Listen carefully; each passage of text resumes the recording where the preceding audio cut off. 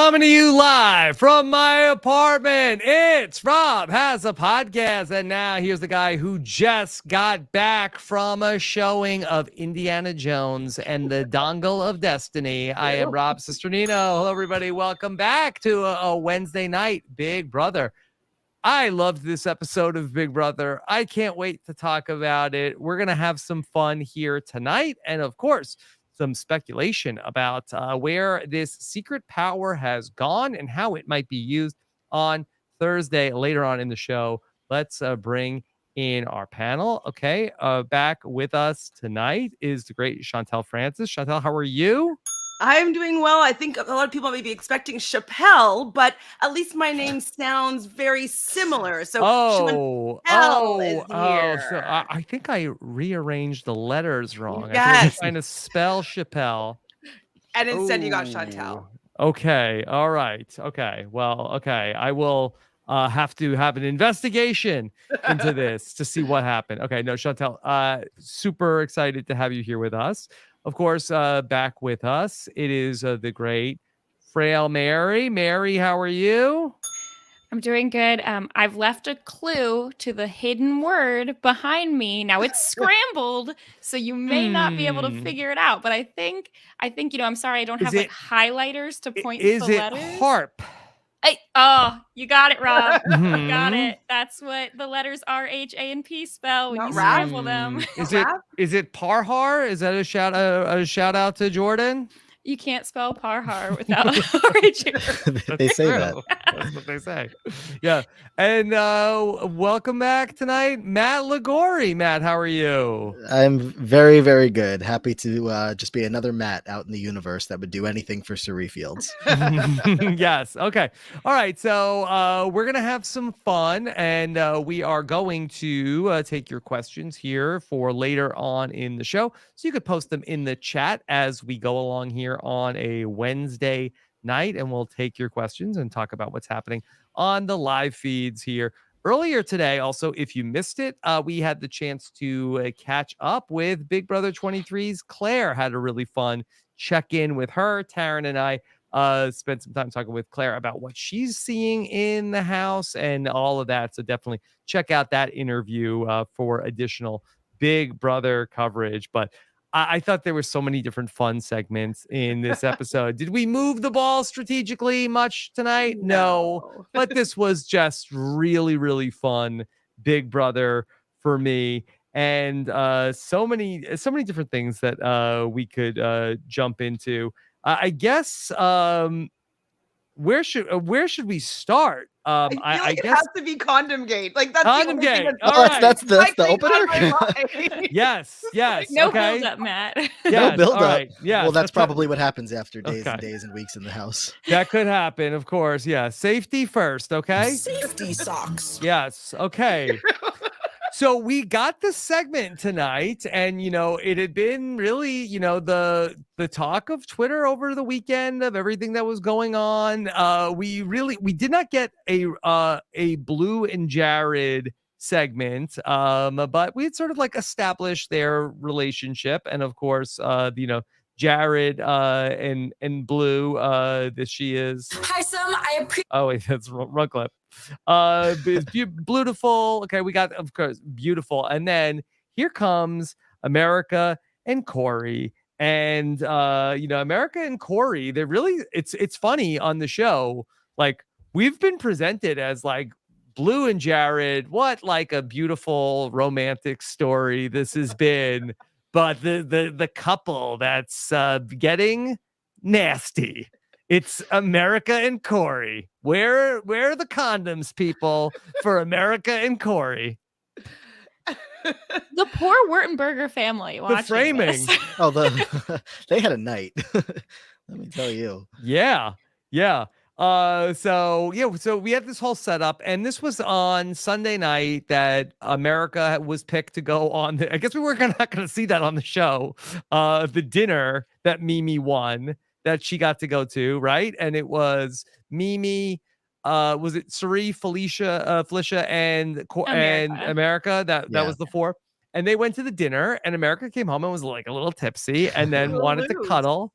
Wanted to cuddle with with Corey, and then we went on the hunt for that. Okay, let's we got to throw condoms in the room because safety socks. Yeah, safety socks. I mean, they're just teasing this little. They're such a wholesome couple, and I didn't realize it was going to go. They probably didn't realize the direction it was going to go. I did not think that I'd ever see Cerie Fields imagining her son using these condoms on national television with a person that she said, "Please do not do anything with." Yeah, would she prefer that he didn't use them? Come on, True. I think prefer to maybe save that for outside of the Big Brother house. My thing is just that like Jared and Blue have been whatever's going on there for days and days now. Are they hiding? Are people just not seeing them? Because why is this the first time that America and Corey are in the room together that we're like, ooh, we got to get on top of this and prank them. We gotta get the condoms out and throw them at them. Like you could have done this. Well, I guess maybe, Izzy, that's her brother, so she doesn't really want to get involved there, but.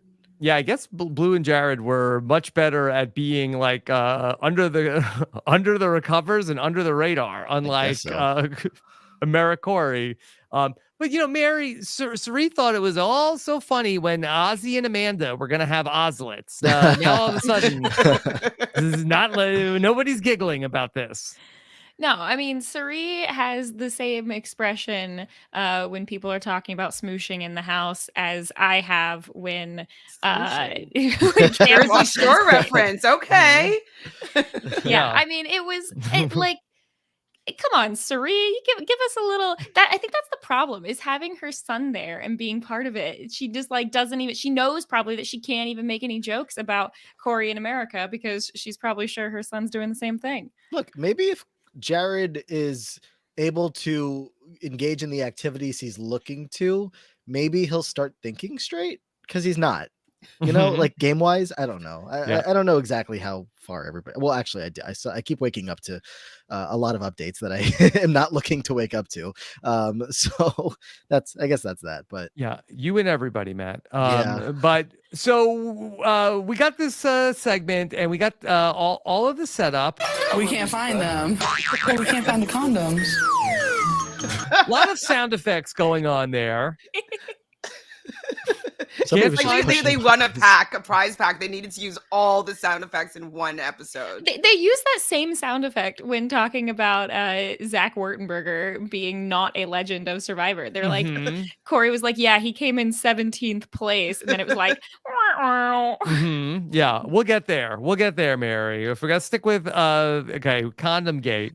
And so this was so great where Miss Felicia, what just a queen, what a casting find. She is, so she's like Perry Mason, okay? She is going to solve the mystery. Where are they? We got some paraphylictics missing. The paraphylictics are missing. Maybe Where someone's are hiding the them. paraphylictics? Someone could have hid them. They could have just in case.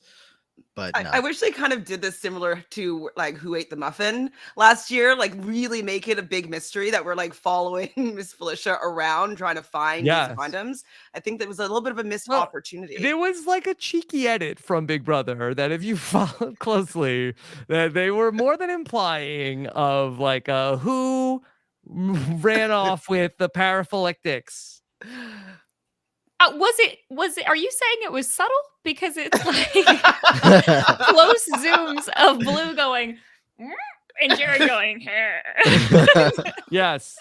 Who had the paraphylictics? The condoms. The prophylactics. The prophylactics. Where are they? Who's got the prophylactics? That would be a pretty good. They'll actually find out? Like, are we gonna see the end of this mystery, or like the big reveal? I don't want to see anyone finding the end of this mystery. Yeah, because in some ways, now that we've been into a mystery, I guess there was sort of like a crime scene type cleanup. True. Of like, oh my god! They get out that. If they just found the box somewhere, maybe. But I don't know if they're gonna like what they find. Yes, if they find but it. please, like, I want to see the continuation of Miss Felicia interrogating everybody. You're looking a little guilty. Cerie's Yeah. running for the hills. She was so funny during all of this. She never got to the bottom of it. Everybody in the Big Brother house is looking for some protection. Ha! That's a good line. The veto, condom, same thing, protection. Yeah, I want to know if she came up with that one or if that was pre-written. Because No, I feel like she I think- could. I don't know. But, these people in the diary room, I don't know where they get off. I mean, look, they gave us some good stuff here, but they're also the same people that made And Jack when I say, I'm going to unleash the Turbinator. come on. Don't make him say the I Turbinator. didn't actually hear that it was Turbinator. Oh my gosh, terrible. Oh boy. But why didn't he release the Turbinator like this whole week when he actually had an opportunity to really stay in the game? No Turbinator. Is that a spoiler alert? Like, is that going to be his comic name? No, he's going to be the chicken. Yeah. Yeah. The chicken strip. That was good. The chicken strip. Yeah, we got that tonight in this episode. This episode had it all. Got everything. This episode was the epitome of an episode that my dad would watch and go, no, I can't with Big Brother. I'm excited for Shannon's reaction to this episode. Yeah. No apologies to Shannon and Gus for this episode, okay? So you're welcome, I think. Yes, you're welcome. Also, just one other thing in the lead up to this, we had a little bit of the Jared and Blue conversation. Because we also got Jared's reveal to Blue, which I thought was super interesting. And it's okay. There was some smooching going on, not smushing. And so Jared tells us, I'm looking to strategically, drop some hints to Blue because I need to know if I can trust her later on in the game. So I'm going to give her some breadcrumbs. And I thought this was interesting because it had been my understanding that there was a misunderstanding between Jared and Blue in that he said, my mom is in the house. And she took away that, oh, your mom is Felicia. But we hear him tell, Chantele, we heard him say that, what if my mom is Miss Felicia? I can't believe that he was one that actually set up that lie. I was being like, oh my God, Blue, like really? He gives you all this information and you piece together that it's Miss Felicia. So I'm actually happier that Blue actually did figure it out, seemingly in the diary room anyways. Maybe. So yeah, at least she knows. And it seems like she was smart enough to actually figure it out. Well, that it's not Miss Felicia. Yeah. Diary Room Blue is an interesting character because she's a different character. Yeah. I was ready to drop the Mariah Carey gif of like who is Blue in the diary room? I don't know her. Yeah. And because she's the same person that also says it's opening and episode. y'all know me, I'm a spicy bitch. Yeah. So there she is, also giving old people strip. Digs. I was like, like MySpace, like you're going to go there. Rude. Yeah. So she's going to take the hand delivered diary room lines. She's going to say them. Okay. But she does seem to know more about what is going on than we had been led to believe based on what she's doing in the house, Mary. Yeah, so I believe the way that it actually happened was he drops the hints over several days, to which it doesn't really seem like she picks up on any of them or even potentially remembers them, because it's buried in lots of long other conversations. Then he does tell her, my mom's in the house, to which she guesses Felicia and then goes on thinking it's Felicia for a while. And then either at some other time we didn't see on the feeds, he corrects her, or the diary room probably says, so let's talk through all those hints and figure out how you got there. And then we get the diary room we saw there. So, I mean, she clearly thinks that it's Serene now based on that edit, but there was a large period of time where she did not think it was Serene. Yeah. So do you feel like that?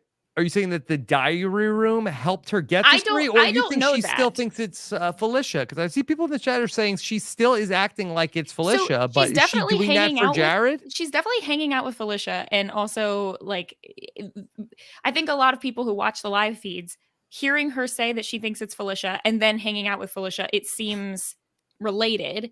Those two thoughts. She's not hanging out with Serene and cozying up to her. But I don't know if I don't necessarily believe like the diary room told her, but I could definitely see the diary room sort of like leading questions. Is there a world where she thinks they're both his mom? I mean, the Washington connection, Denzel Washington being Felicia's she may brother or sibling. Right. So maybe she's the hope I had taking was it to the next level. Are you saying that maybe Blue might think that Felicia and Cirie are married? Yes. Exactly. Is that a possibility? Exactly. I don't know. Wow. It's just because like maybe both are true. Yes. Such a missed opportunity from the show to not show us the reveal of her guessing wrong initially. Like, that's hilarious. After him dropping all the hints, and then she does guess wrong for a while. I can't believe they didn't show us that, and instead are just like, oh yeah, I totally picked up on all those. I know it's Cirie. So smart. Yeah, well, it is interesting. I mean, she does seem to be in the diary room saying, and maybe I'm just being like super naive about this whole situation, but I came away feeling like, okay, the Blue knows what's going on and seems more knowledgeable than what we have thought about her in the house. And she got ones in the stock watch this week. Please. She is on to it. Yeah. Deserve them. I think she deserved it. It was a still. confusing ending. Or maybe they saw that and they're like, oh, let's re-edit this because like no way we're gonna have her have ones in the stock watch. Yeah, she knows what she's doing. You guys aren't paying attention enough. Yeah. I don't know. She's staying, she's gonna stay, you know. And then they reset all of the clues about, you know, that Jared, like really you do question like, what Jared, what are you doing, sir? Okay, my mom and dad are from Jersey City. I've been around this game show environment. Cirie is on Survivor, she says. And like a bunch of other things that really do point to Cirie being the only person that it could be. It's definitely possible also that the math is mathing. That she had another segment that they don't show us where she's saying it's between Cirie and Felicia. Here are all the things he said that make me think it's Felicia. Here are all the things he said that make me think it's Cirie, and then put in just the one that's correct. Also possible. Okay.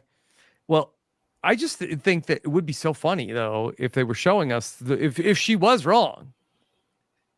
That would have been amazing. So I'm not sure why they wouldn't have shared that with us. Like I want to see maybe the evolution of Blue coming to understand, like the end of Usual Suspects when it's like, oh, like that would be a great moment. That Barbershop Quartet, yeah. And also, like, if this is Jared now saying, you know, Jared's like, oh, well, I want to, you know, give her this little bit of information so that maybe I can tell her more down the line. What else is he going to tell her? Like, is he?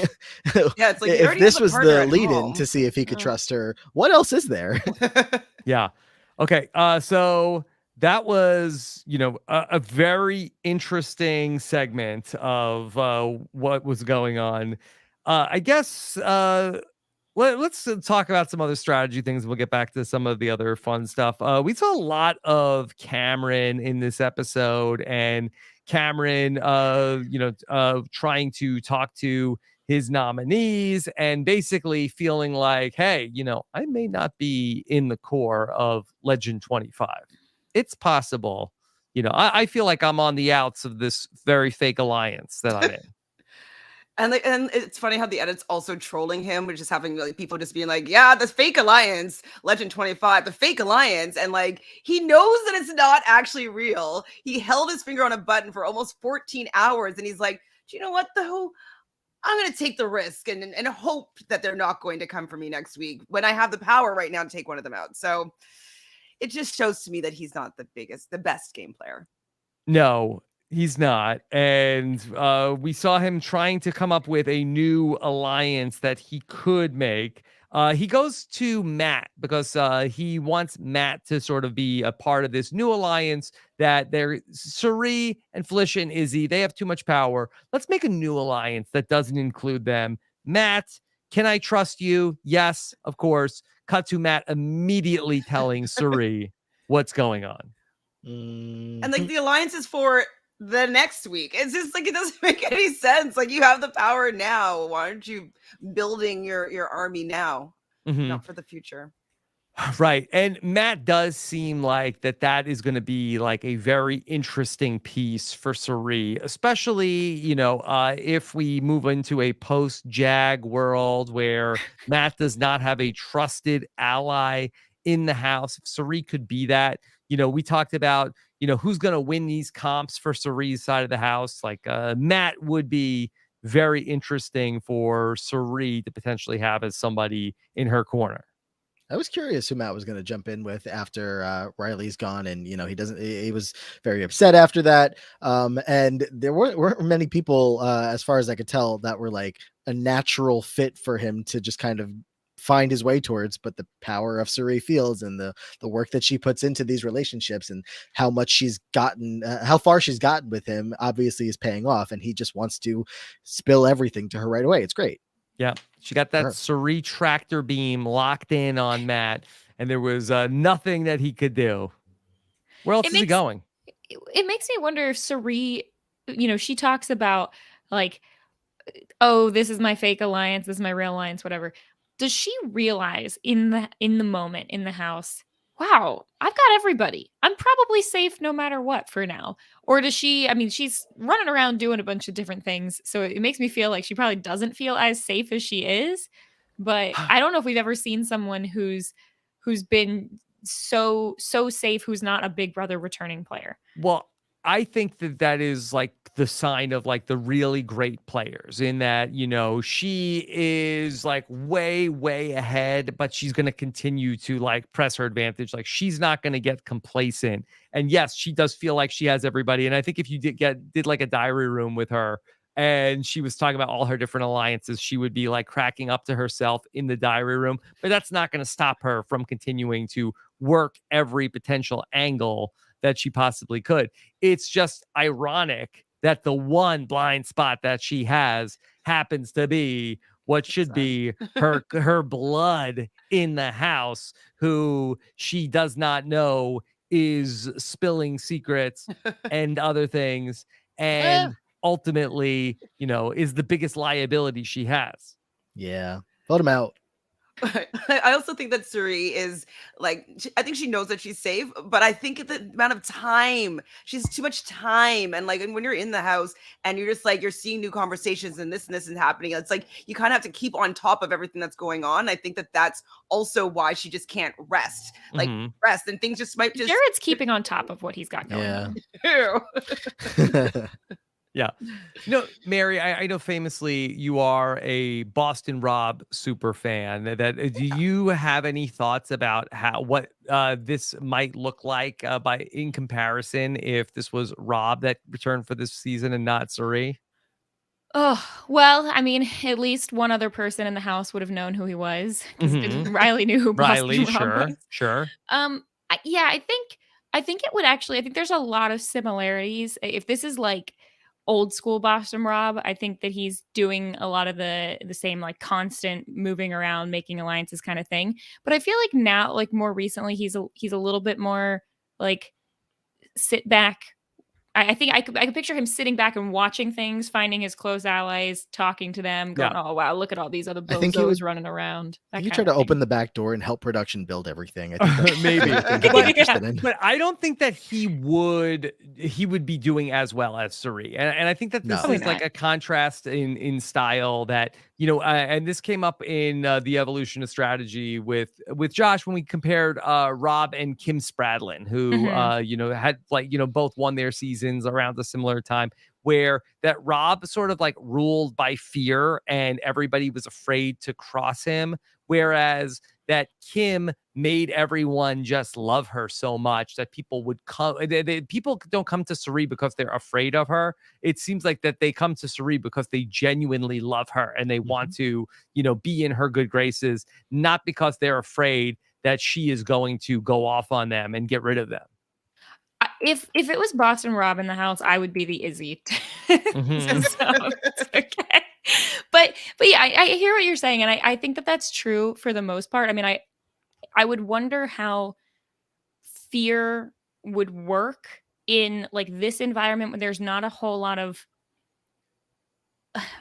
big personalities in the same way to stand up against someone like that. Like, this is a very particular house, I think. Like, a lot of the archetypes that we've seen in the past aren't in this house. Like, you had even some of the like alpha male types, I guess, that you would maybe think of being in this house, just end up being not particularly strategic players, and don't have that same kind of chemistry to gather a whole big group behind them. All right, let's talk about, speaking of survivors, that we had a reveal of another secret in the house. What a house full of secrets. And so we got the reveal where Corey, he wants to tell America a big secret. And so he does reveal this. My brother, survivor. First off, how rude, Big Brother. Where do you get off? Where do you get off on, make it seem like, it's how trivial, my brother is the survivor. Your whole freaking twist this season is that you have somebody in the house who is a survivor. So don't act like, like Survivor, that show sucks. I think it was him having to justify his placement.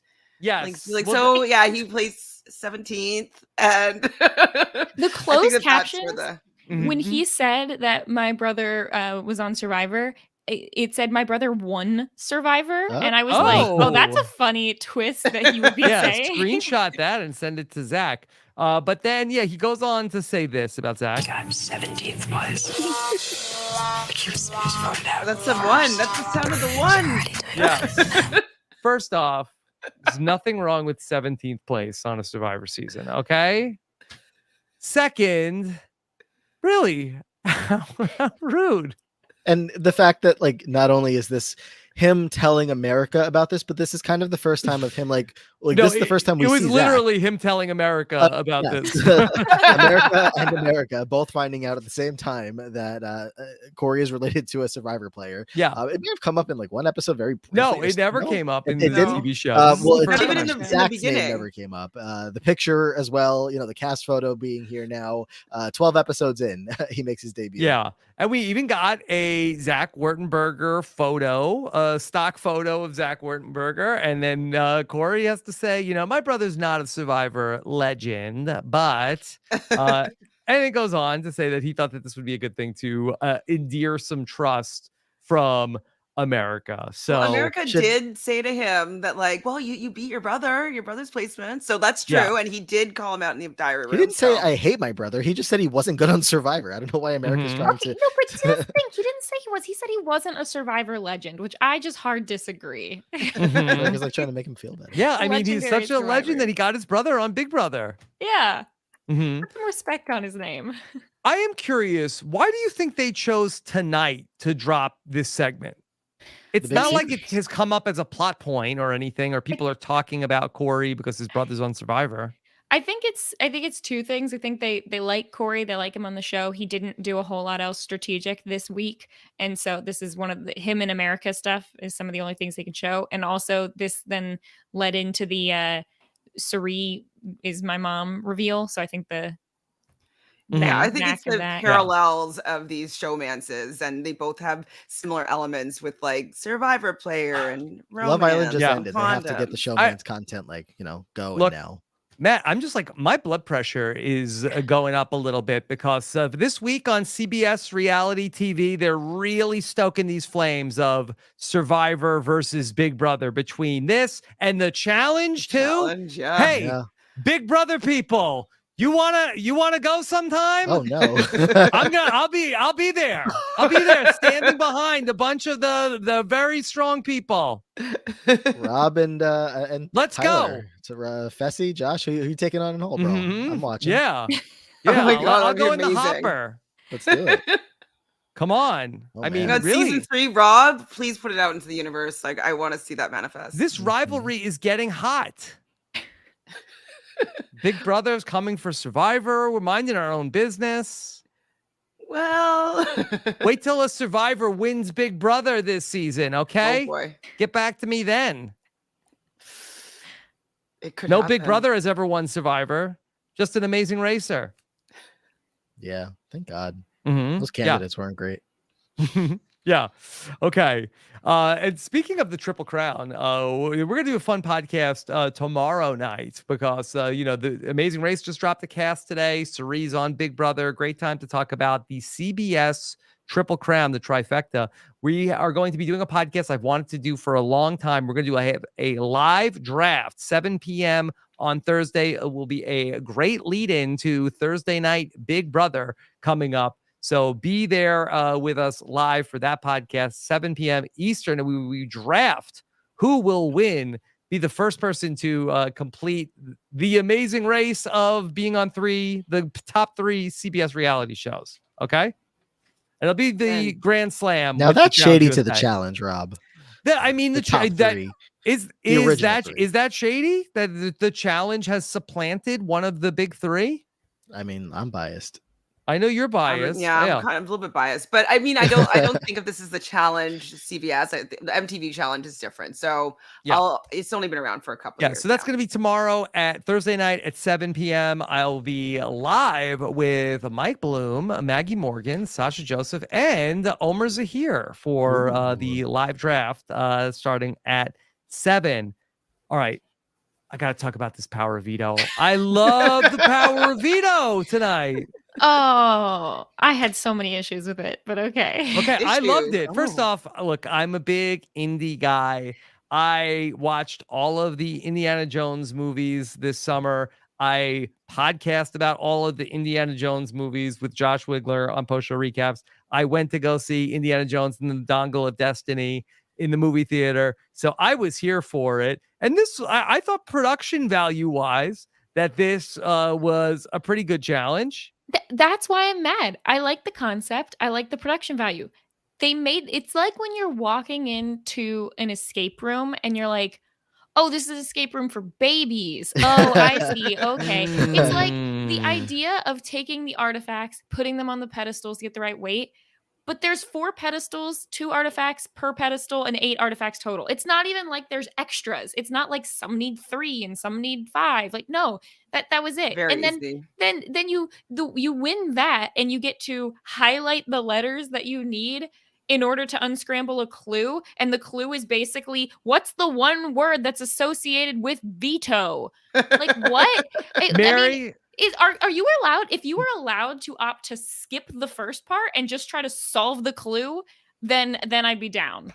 Mary. Now we're talking the challenge strategy. You say it's so easy.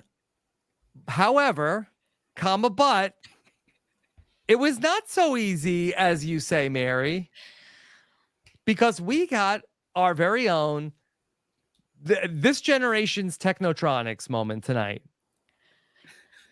No, this generation's Technotronics moment was Felicia saying prophylactic. Yes, that's right. We got some paraphyleticks missing. Yeah, we got some paraphyleticks missing for my dongle, okay? Because we got Jared, and he is going to, bless his heart, okay?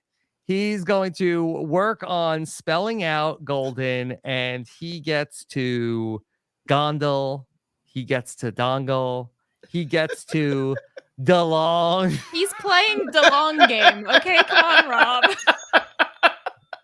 Elonged. Spent a lot of time elonged in there.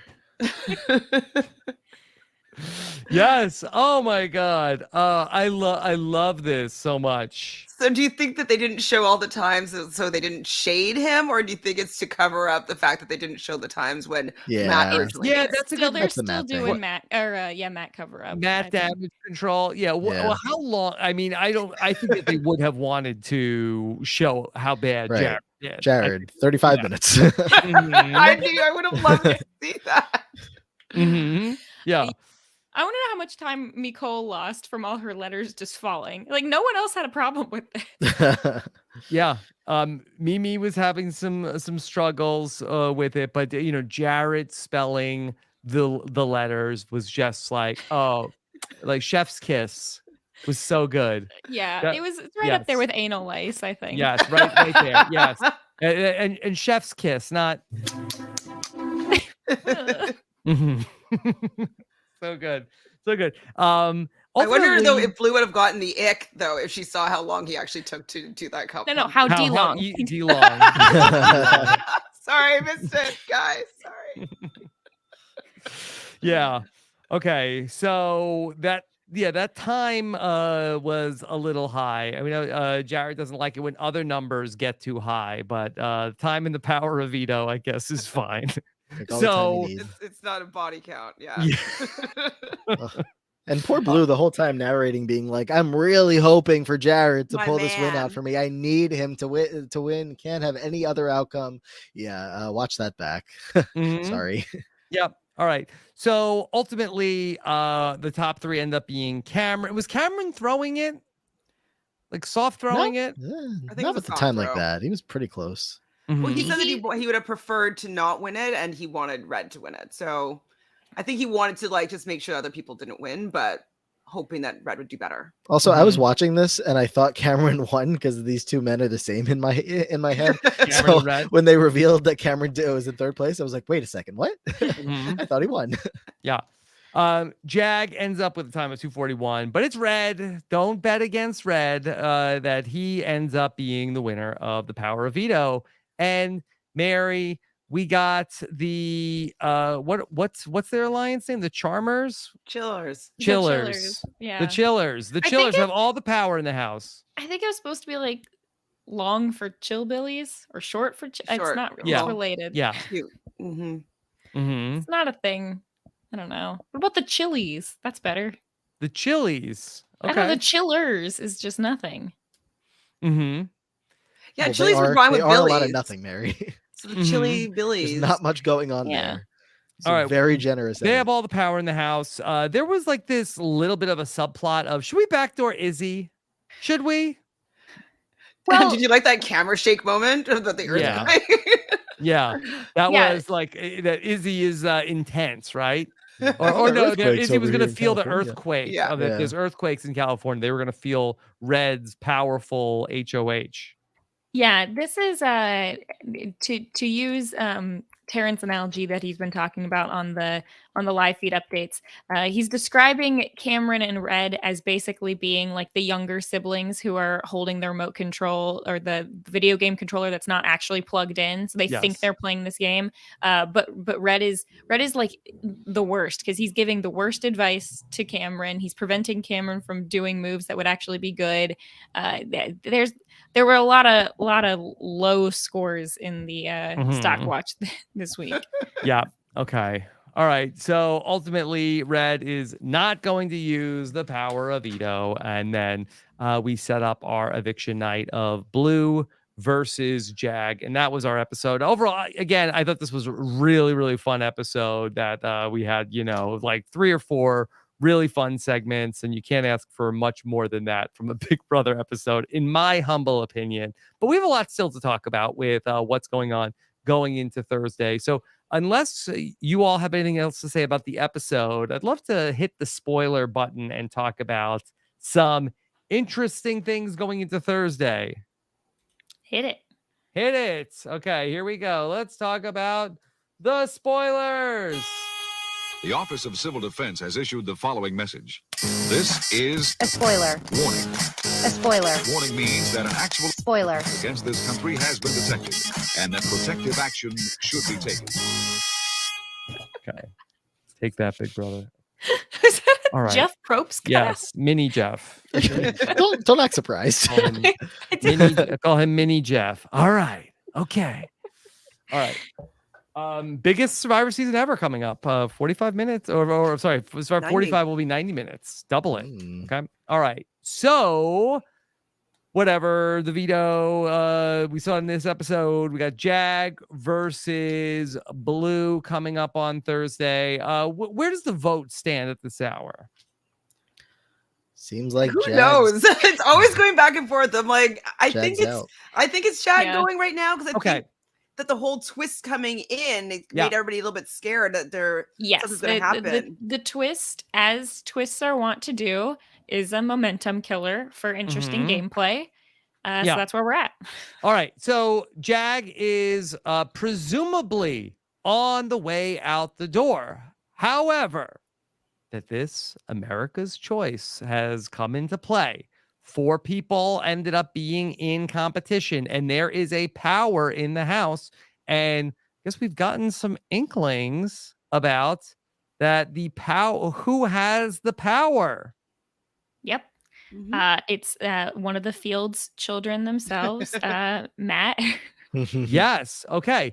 Yeah. So it was really a bit of a mystery. And just earlier tonight, I happened to be doing our patron show, The Feedback. I was watching the feeds with Amon, and we saw Sari mention to Jared about how Matt has the power. Now, Sari was talking about it in some interesting terms, and I think that there is some confusion about how this is going to work.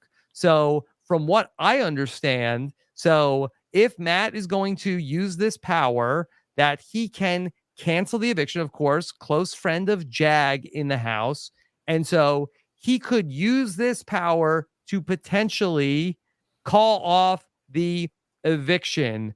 But in the way that Sari was talking about it, I feel like that she was almost talking about it like it was a hidden immunity idol, about how maybe could they play it on Jag, and that if the votes were on Blue, would Blue still go home?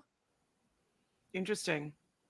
I don't think that's what it is, but she definitely was talking about She it was like talking that. about She it like was- that, but it is interesting to think about it that way, because it was a thing that was going to be used after the vote. So it was almost like a Tyler Perry idol, but she made it sound like that Matt needed to tell production tomorrow Early morning. on, yeah. So that if Matt says, "Hey, I'm going to use this to save Jag," and he tells them in the morning, and Jag doesn't get voted out, does he get to keep his thing and then use it again next week? Or does it basically like act like a halting hex? Hey, eviction called off, both people get to stay. That's interesting, because definitely the way I interpreted the power was you tell production, if Jag gets voted out, I want to save him. If Blue gets voted out, I don't, or whatever. Or I want to save either one who gets voted out. Like I figured that you would just production, it's tell done them. for the next week if it doesn't actually Yeah, I don't matter. know. It's a good question. And because if you're Sari, would you want Matt to potentially burn the thing? Yeah. And not have it going into next week? Or would you want him to keep the thing, knowing that you could get him to use it to save you potentially next week in some sort of worst case scenario?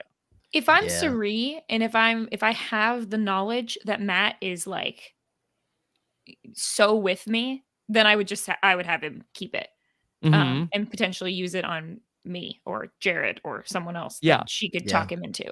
If I was Sari. So in that case, Mary, would it behoove the Sari side of things to change the vote to Blue so that Matt would not have to use the power on Jag and could save it for potentially using it next week? Ooh, if Matt is telling her, "Hey, I want to use it to save Jag," and she's like, "I really want to vote someone out though." Right. Okay, you know what? Fine. Keep your thing. We're just going to switch the vote to Blue. Jag will be safe regardless. Keep your power. That's great. That's very smart. Yeah, that would be probably pretty good. It is hard because I know I just said that if I was Sari, I would have him keep it, but also you got to be looking at it a little bit like, okay, Matt is popular enough by America to get the vote, and also good enough at challenges to win the challenge to get the thing. Now he's got his, a secret advantage. Matt's starting to look intimidating here. So, but he's also really loyal to Sari. So like, it's kind of like she has this power. And I don't think that anybody has a hold on Matt as much as Sari does. Even Jag, like, I don't think that he's Jag's as powerful with his connection with as Sari is. Yeah, look, I have been unapologetically rooting for Blue to stay for many, many reasons. I just think that I've talked about this on some of the other podcasts. You need to cut another fan cam, right? Look, I think Jag seems like a wonderful person, but I think that there is so much more to Blue's story that needs to unfold, that she has plot armor in this season for me, in that we need Cirie to find out what's going on Is she on with your Blue draft? and Jared. No, she is not. We need Cirie to find out about Blue and Jared. We need Blue, who has the secret about Jared's mom being in the house, to leak that secret to somebody else. It's so delicious that everything that's going on with all of these secrets in the house. Jag has no secrets, he could go home and he seems like a great guy, but I don't think we would miss his presence in the game. And but imagine, I think, yes. Sorry, I'm sorry. Just imagine that Blue gets evicted tomorrow night and Julie has Blue on the stage and says, Blue, so Jared was telling you something in the house. He was dropping hints. You seem to be picking it up. Like, what do you think Jared was telling you? And she says so confidently, Miss Felicia and Jared are mother and son.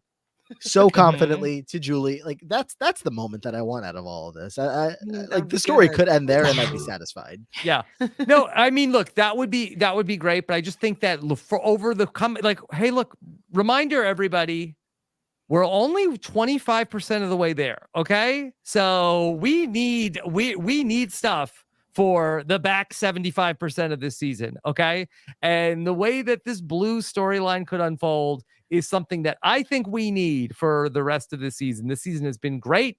I'm like Cirie in terms of how I look at the season, in that we need to always be hoping for more drama and more things to be happening. And getting rid of Blue, I think, is going to turn down the heat on what's going on in this season. That being said, my concern for that is that if Cirie knows that Jag will stay, will she tell some key allies, hey, Matt is going to save Jag anyway. Jag is going to be in the house. We might as well burn his power and then not actually burn it. Yeah, because isn't Jag gonna be mad at us if he's staying no matter what, if we vote him out, as opposed to we could actually vote a person out who is Blue, and then Jag, who is staying, will see that we had his back and we didn't lie to him this week. I think the one danger there is you have to be sure that Matt is going to not use the power the following week to save Jag when you wouldn't want him to. Mm-hmm. But yeah, in that case, you just Jag and Izzy on the block. But Jag could be another person to win HOH, if they're worried about That's Cam true. and Red.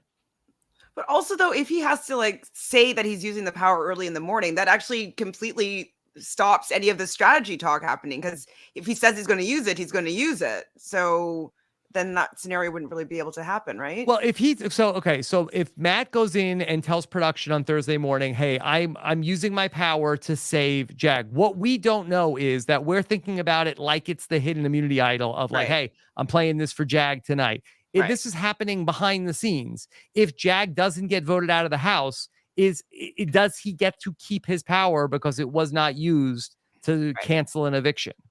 Got it. And would Cirie then say, all right, change of plans, everybody. We're going to vote out Blue because Matt has a power. He can save Jag. We're going to be wasting our vote tonight. So we should just take the shot at Blue. So it's not for sure not stopping the eviction. The person Blue would, we don't know. Chantele, nothing is for sure. This is rampant speculation.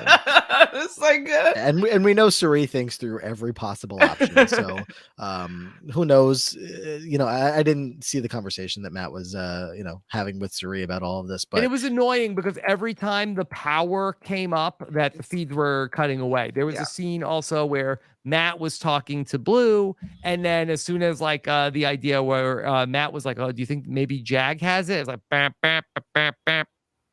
So they're just bouncing around. Not who cares? Who cares, Big Brother? We're gonna watch anyway. Nobody's like, "Oh, I already know who has the power. I'm not gonna watch on Thursday." I was gonna watch, but now I'm not. I don't want to see a power get used. Yeah. So. This is just, this is wild. I think that there's still a lot. I was feeling good about Blue staying. I feel like whatever the worst scenario is, the outcome is going to be what's going to happen with this power, right? It's just going to be a womp womp for sure. And if I'm production, I mean, kind of along the lines of what Rob was saying, like, do we need this power? Like, are we pushing for this power to save Jag? Like, is that really what's going to build the season into the next? They want this power to do something and make an impact. Well, and Jag has Matt, been they're kind of off quiet. their schedule because that for this is a 100-day season, and for the life of me, I will never know why they didn't cancel the eviction the first week when they had Luke go home on a Thursday night episode, and they said, "Yeah, we're still going to vote Kirsten out of the house here tonight, even though like we could have just let her stay. There's precedent for this." No. And now we have to have, this fugazi power that's going to come into the house and potentially, cancel this eviction or make a different person get voted out. So you were joking about it with Claire, but maybe the 18th house guest is to come in. Derek if X? we use this power, then somebody else might come back in or something like that. Maybe he's still in sequester, Yeah. That 18th house guest, yeah. I can't wait till they get revealed on finale night. Enters the game. Well, if this power does not get used, Chantele, I do think that then this will trigger some kind of battle back in whether it's like the first people that are in the jury, because we're going to need to pick up another week where we don't have an elimination based off of what they're telling us with this. For sure. And that's them starting the season with one more house guest, right, than they ever usually have. So, a lot of days. So, all right, we'll see. In chat, if you have questions for everything that's going on, be sure to ask them. Anything else of note going on in these Big Brother streets tonight? Well, I have a question. Do you guys think that maybe production really wants Jag to stay? We were kind of talking about that a little bit, but the fact that he messed up in the veto competition he only lost by 20 seconds, and that kind of was him knocking over his artifact. And Mary, you were saying that this was like a really, really easy competition. Like, do you think that they're hoping that Jag would win so that it would be a big disruption? I don't think they care enough about that. Like, look, if they cared about making competitions to suit a certain player, they would have fixed a different veto competition earlier on in the season. I don't think they're doing on the fly changes like that just to make someone win because they're on the clock that week. Yeah, I think was this from? I'm sorry, Chantele. Which verse was this from? I was trying to figure that out too. I think we might have just been at the point of the season when we dropped pretending the theme's done. Yeah, that's the beauty of the scramble verse, right? Because they're just like, oh, look, we're scrambling up. Yeah, we scrambled. If I had to guess, I would say that this is sort of like comic adjacent. So I think scramble because like the word scramble, but okay. There was a word scramble. Comic? Yeah. Okay. My favorite part of every Thursday night is when the new globe lights up, and I don't even think about it. I don't pay attention to it whatsoever. Oh my God, what is it? Yeah. Okay. And when Big Brother does like change the rules of something to protect a person, like it's so egregious that there's like no doubt about it. Like going back to Big Brother 13 when Rachel and Jordan are going to get to be on a team to compete in the veto. So when they do stuff like that, we'll know. Yeah. Mm-hmm. Yeah. Yeah. Okay. What else is happening from these Big Brother feeds? Did we ever talk about how how impactful blankets are to Big Brother? I mean, there's obviously like blanketing that we've seen in past seasons, and this episode it was like such a big theme of obviously being under the blanket for certain reasons. I don't know. I feel like that could be an off-season podcast. I just have I could control F in my notes right now. You see the word blanket everywhere. Yeah. Is it just me, or is the house like extra cold this season? You put on these feeds and everybody's in like a bathrobe, a hat, a blanket, in a winter jacket. Yeah. I know. Freaking Bowie Jane is wearing like something. If you were going to Antarctica, you would say, "I'll take the Bowie Jane jacket with me." Like, I don't even. Why is this? It's a summer show. Cameron's like, we're in California, LA. All of the I don't even understand how they have this. Who packed this? It's cold here. They come in with a bag that's like the size of like a purse. And then they have a secondary like suitcase. We know that. Rob, weren't you paying attention during the preseason? Okay, the number one question that they were asking everyone. This is a fall themed season. They're like, a fall "Ooh, themed season. how yeah. excited are you to be playing Big Brother in the fall? Ooh. Yeah. Oh. Bring your parka with you, Bowie Jane. What's Bowie Because- going to be for Halloween? She'll be there. Ooh, yeah, did they tell Mary- everyone they needed to bring think Halloween about that one. costumes? I don't know if they told them they needed to bring Halloween costumes, but that was one of the questions from the They'll get them. preseason. It was like, what do you think of Julie Chen Moonves? And then it was also, so it's fall theme. Yeah. It's gonna be fall. What do you think? Maybe and by the Corey will way, be Zach. like it's like Southern California, like it's gonna be still like 90 degrees into the end of October and November. Stop it. But yeah, Was Bowie Jane in this episode? I think she was walking around. I didn't see her. I don't remember her actually. Has she had a Mhm. confessional in the past month? No, No. I don't think so. I think that, let me see. I'm just looking at my sound. I think she might have said something in the pressure cooker, but other than that, I think that the editors feel the same way about her that everybody else in the house feels. It was a very blue heavy DR episode. Mhm. Lots of blue, which we said it's a different character, so Yeah. lots of blue. Okay, so we'll see. So tomorrow night's Thursday night eviction episode, we're gonna see this competition that America voted in 4 people for it, and so maybe that might be something to fill time if we don't end up having a exit interview with Julie, that we'll end up getting that competition, because we have not been getting the HOH competitions on the Thursday night episode. So that might be something that they use to, eat up some time. For sure. Yeah, I think that they want to have like the competition on the Sunday, so we'd watch it on the Sunday now. I think they're just trying to figure out how to push it so there's Well, a they got to stretch it out. competition. Chantel, why do you think that we have to have a power that gets used after the vote so that they can Exactly. kill like 12 minutes of 10 people getting up to unanimously vote Jag out of the house? And then all to nothing say- happens. You Yeah. can see the tweets Actually- now. Live vote to evict at 9:15 p.m. What? Do Mhm. you think we will get a single Commercial vote break. in this season that's not unanimous? Well, I do think that there is that possibility if, for whatever reason, that this power is going to get nuke them. used, and this is rampant speculation on my part. I'm not reporting that there is that there has been any movement on this, but just thinking it through, that I think that there is a non-zero possibility that the way this house works, if they know Jag is going to be safe, could they potentially think about switching the votes to blue? In that case, we would not have a unanimous vote. That would be fun. Sorry, you'd lose Blue, but maybe she would get stuck in some Scrambleverse or whatever. Maybe. That's most other nights. And also, I do think that the one thing I will say, and this is how I will try to like psych myself up if Blue does go home on Thursday, and I will hope that it happens, that Cirie does it without Jared's blessing, and that there could be some ill will that gets harbored from Jared. I can't believe my mom did this. I'm going to be And then they go doing against more each things. other? Right. Then they go, and then it causes like, I don't think that they're going to be coming for each other, but Field at versus least field? there's a little bit of a rift here, as so something that could be causing some drama in the house. That would be kind of fun too.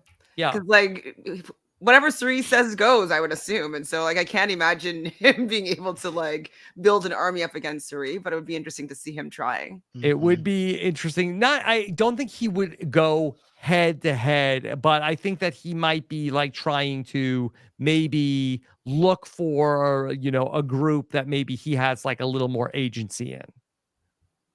Like And who? potentially they could maybe clash on some ideas about, which direction to go in the future. But that being said, I hope Blue stays. Okay. All right. We've got some questions from the chat. All right. How about a question from a question from Madison. Who has the best chance of taking out Cirie? If the information that Cirie is Jared's mom can get to Corey's ears, that would help. That would help, but he's in really no position to be able No, to do that. I he's not. think that the best chance of taking out Cirie comes like double eviction, somebody gets an HOH, they have like sort of like a, Netta BB Can 5 type situation. Like Cameron gets HOH in a double eviction, puts, Suri and Felicia on the block, Suri and Izzy on the block, and then ultimately like the house ends up just making like a rash decision and rips off the Band-Aid. Because if Suri is on the block, I think she can like be able to get any votes she needs to stay. Mm-hmm. What's interesting is one of the people who's actually started bringing up Suri's name is Felicia. Yeah. But Felicia like has told that to Jared. Like the information's getting back to Suri. Which is Yeah, really not good. You're looking a little guilty. America maybe is America. I mean, Corey and America go hand in hand, but America could take the shot a little bit more comfortably. Yeah, no, and America also sounds like that she would potentially do, but again, it would have to be in some sort of like double eviction scenario where she could win HOH, but I don't think that Suri would have the votes to. There's a lot of votes. Yeah, exactly. There's a lot of votes for Suri to stay. Well, also the person that might put her up, that you would need that person's vote to get her out. So it's like it's kind of. I just don't think they'll ever have the votes. Like, no, I don't think so. If Suri, maybe at the final 4-ish area.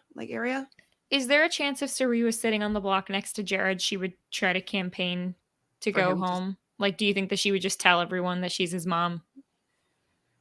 Look, that's possible.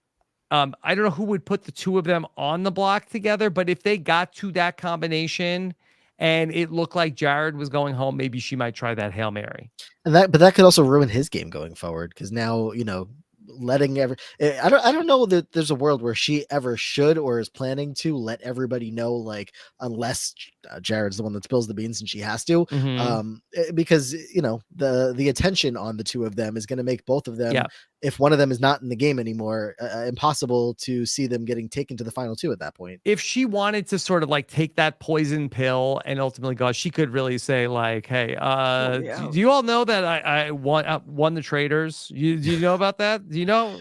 But then how many people you see a world where they bring her to the end, being so like, well. "Oh, we can beat her now," and if everybody knows her secret and knows that she's already won, so like now she's going to be a losing finalist. She's a goat now, Chantele. Right? Yeah, that could happen, I and don't then think they so. just—that's part of her shimmer, She's right? Like, you all know I've been to like 37 tribal councils, right?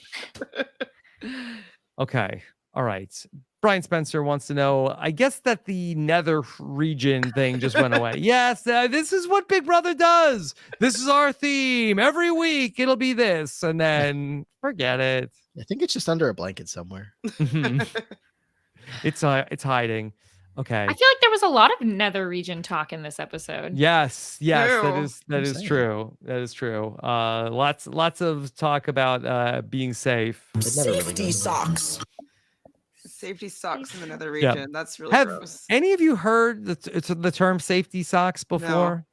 No, but I love this idea that in the diary room you need to like censor your words, despite the fact that Izzy was running around the house going, "Where are the condoms?" It's like that part. Let me go find damn condoms. I loved the insertion of the word "damn" in that sentence. Let me go find damn condoms. I'm gonna go find the damn condoms. Where are they?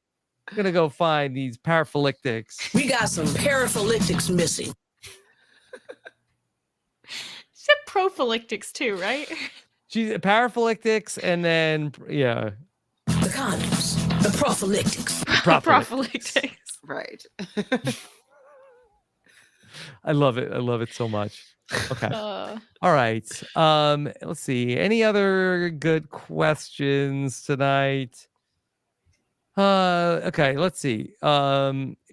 Is what America proposed for her HOH to Corey last night, putting up some combo of Suri, Felicia, Izzy, a good idea if she wins this week? I guess just as a thought experiment, what would happen, Mary? Well, if she put up two of them and then if one came off, put up another one of them.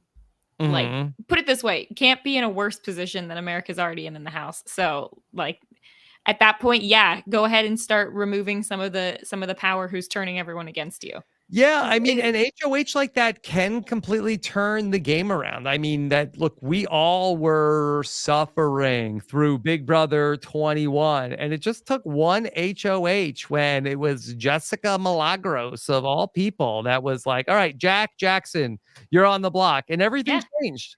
Yeah, because in that case, if the source of power is Cirie and Izzy, if they're on the block and they have to campaign against each other, spill all the information they had, now you've actually got different sides forming for once.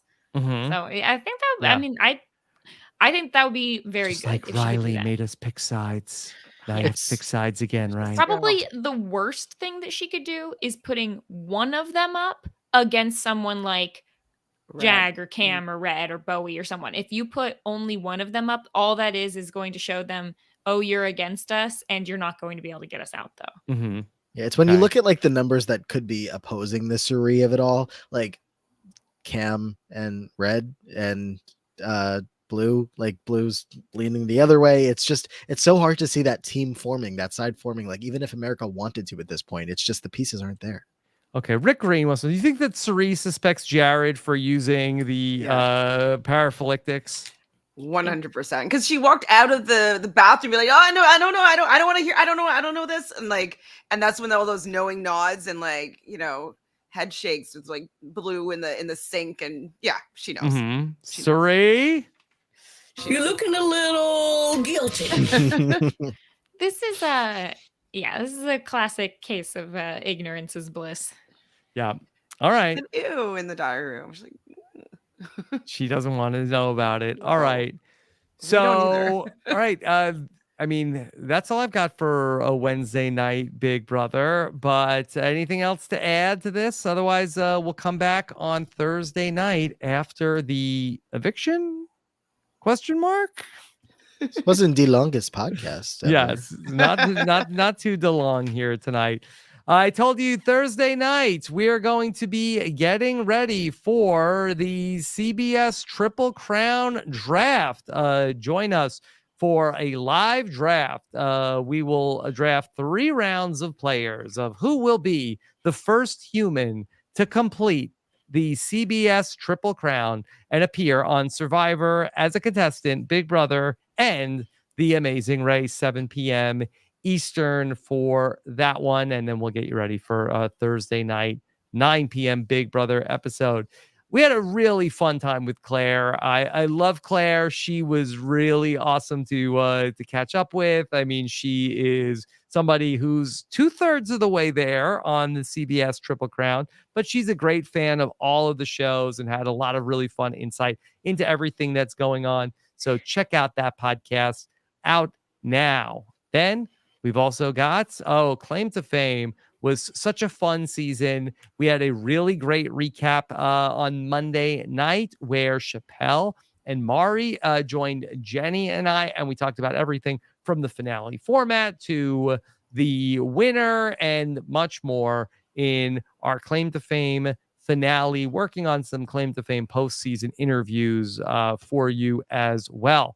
Then, it's the show that everybody's talking about this summer, okay? Join Chappelle and myself every day for a episode recap of Suits over on Suits Yourself. You can listen to that podcast and join us on our journey at suitspodcast.com.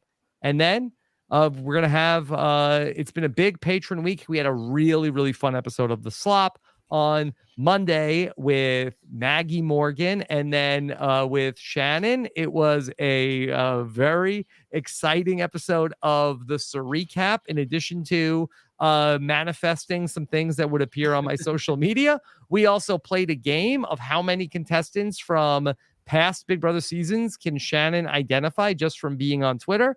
Just did the feedback earlier tonight with Amon, and on Friday, Taryn and I will be taking your questions live at 2 p.m. Eastern time for the Q&A. Plus, I dropped the Patron 5 for 5. So we've got so much great patron exclusive content that we've been dropping. Plus, we have links and discounts for our live shows, access to our patron community, and much more. Really a lot of great stuff happening right now over at RHAPisawebsite.com/patron. patron. And of course, you can subscribe for all of our podcasts, everything that we do over at robhasawebsite.com/subscribe. And then be sure to join Taryn on Thursday morning. He will get you all set up for your potential eviction day at 11 a.m. Eastern, 8 a.m. Pacific. Okay. Lots of great stuff going on right now. Chantele, what's coming up for you? You can find me on Instagram at ShanFranFran or on Twitter at Shan___Fran or on my YouTube channel, Reality Realness with 3 S's. I'm doing a lot of challenge content. It's super fun. On Friday, I'm going to be doing a power rankings for the last couple of weeks. And so just love talking about the Challenge USA as well. So yeah, the Challenge USA has been really, really good this season. Yeah, I've been doing exit interviews with Brian Cohen all season long as well. So we will have some more exit press coming up on Friday as well. By the way, we also Taryn and I talked to Heisem on Monday. Check that out as well if you missed that one. Chantele, thank you for jumping in tonight. Great to have you here with us. I love that the Scrambleverse worked out and I was able to be here. So thanks for having me. Okay. Mary, what's coming up for you? Oh, so many things because those people over on Netflix can't stop making bad dating shows. Yep. So we've got Ultimatum season 2 or 3, depending on who you ask, because their naming conventions make no sense. But yeah, I thought it was season 3. It's the third Ultimatum season. It is the second season of the Ultimatum Married or Move On. Because the other season that already happened, the Ultimatum Queered Love, apparently wasn't season 2. That wasn't canon. Separate thing. 2 different series, but myself and Asia Welch are covering that over on Reality TV Wrap-Ups. Definitely check that out. And we had Jason on this week, which was a lot of fun to get his thoughts on the couples as well. And we've got the finale coverage coming out, I think, tomorrow, actually. Yeah. Can you give us a tease of why should people watch The Ultimatum, Mary? Are you saying people shouldn't watch the Ultimatum? I think that people should definitely listen to the podcast. Yes. Let's just say, watch the first 4 episodes on like 2x, and then starting episode 5, things pick up. Okay. All right. It's a slow start to the Ultimatum. It's well, I'd say it was a really fast start in the beginning, and then 3 very meh episodes. You know, it's a bad sign when they release 30-minute episodes. Oh, really? Yeah. Okay. But this season is something. Okay. All right. Well, Mary, looking forward to checking it out. Thanks for being here with us tonight. And Matt, what's coming up for you? On Twitter at Matt Liguori, and currently always podcasting about the Challenge USA, which has been, as you said, a lot of fun over on the Dom and Colin podcast with Brian Scally. So we are doing everything over there with the Challenge. It was 2 episodes a week. Now it's back down to 1 episode a week. So, a bit more manageable. So that's just, that's the deal right now. So a lot of fun. Okay, Matt, great job here tonight. Thank you all so much for joining us here for the show. And we will be back on Thursday to talk about whatever happens on eviction night. Take care, everybody. Have a good one. Bye.